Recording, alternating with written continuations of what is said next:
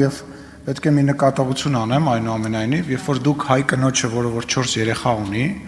անվանում եք զուգընկերուհի եւ փորձում եք նման ձևով ձեր տեքստը սկսել,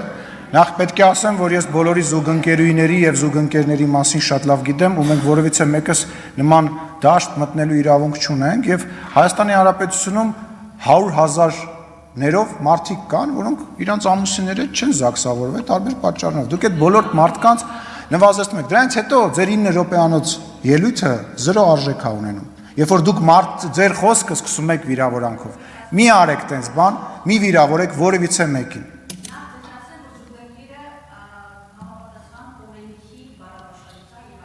Դուք դրա համար դա օրինակը բերեցիք, հա, օրենքից զուտ տենց ուզում եք բան անել։ Լավ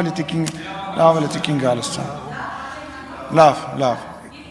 Իսկ ոչ եւ վերջում մի հատ էլ մի բան ասեմ, որին չեմ կարա չարձագանքեմ, այդ վիզ կտրելու օրինակը, որ բերում եք, դուք դալիճում եք, վարչապետ ասում է ստեղս եք հասել, ասում էր վիզը կտրելու։ Գիտեք ինչ, ամեն մարդ իրականությունը իր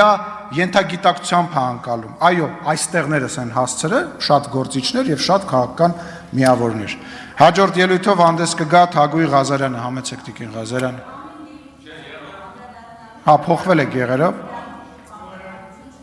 Ես կընտրեմ, հա, դա անեմ թե չանեմ։ Ես ձեզ հարգալի, ես կարող եի ձեզ ընդհատել, չարեցի դա, ուղղակի զգուշացնում եմ, որ հետագայում ձեր գործընկերները, որոնք ելույթ են ունենում, մնան կոռեկտության սահմանի մեջ։ Ընդհանրապես